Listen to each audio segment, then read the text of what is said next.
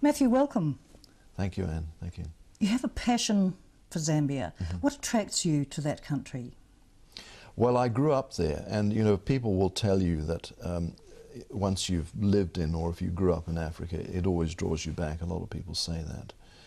But further than that, you know, New Zealand is very comfortable. It would be very nice to continue and just live here and enjoy what New Zealand has to offer. But I think my answer to that is that I can't turn my back on the needs I see. You know, that really is at the bottom of it. There are so many needs in Africa, and when you've lived there for many years and you're comfortable with the setup, I can't turn my back on that, no.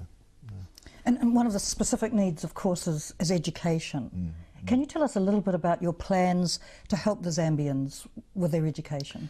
Well, I need to step back in time here because my wife Alison and I went to Africa in 1987, and we went to teach in an international school in Malawi, and it was a fee-paying school and we were paid nice salaries and so forth. We were there for 5 years. We moved to Zimbabwe. We had jobs there in Harare for a year and a half, again at private fee-paying schools. And then up to Zambia. God called us to Zambia to a mission school. And again, although it was a mission school, it was a school where those who got into it had to pay fees. And the minute you have that in Africa, you cut out 90% of Zambian kids, because 90% of Zambian kids are poor and can't afford those private school fees. So we began to think, well, there must be a better way of addressing some of the needs than just really touching the tip of the iceberg with those who can afford it. So we hung fire on this a little bit, and then I have a friend who's on the copper belt in Zambia, and he used to say to me, we could start a school for poorer Zambians, and we can pay for it by running a farm. So that was the start of the whole idea of starting something separately from the government sector, separately from other missions, and separately from the international schools.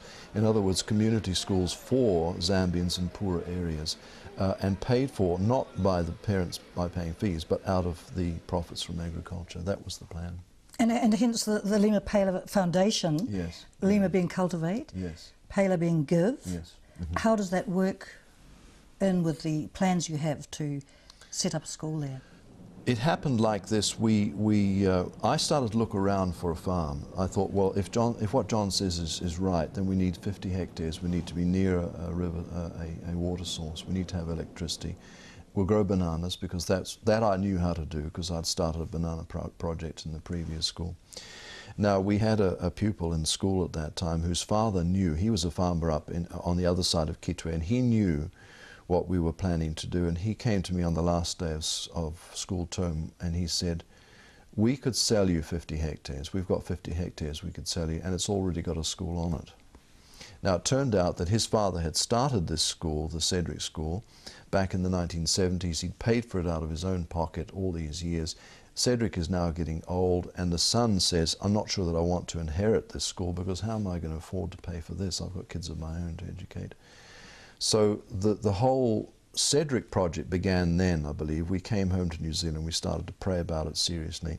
But we reached a point too where we realized that if we were to run this and make it really work, we're going to have a lot of other people saying, hey, this is a good idea. Let's do this as well. In other words, running a school from the profits from agriculture. Now, Zambia has a lot of potential in that, because it's got a lot of land which is not being used. And it's not a new idea, because a lot of community schools in Zambia are already doing that. They've got their little production units next to or attached to the school, and they grow coffee, or they grow cotton, or they grow whatever. The only problem is that they don't make enough money from their farming enterprises to really pay for the expenses of the school. So what we need to do is make sure it works properly and make sure that it earns good profits.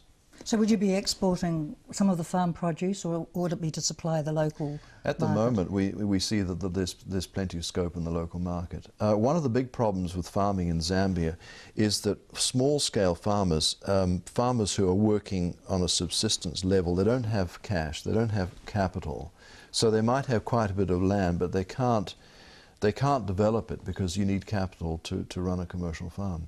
So we felt, well, one thing that we can do is we can introduce capital, and our friend John Enright was doing that. He wanted to help with poverty in Zambia by helping the local farmers So he would go to them and say, well, look, I can help you set up a banana plantation. I'll provide the capital cost, which is about $10,000 per hectare.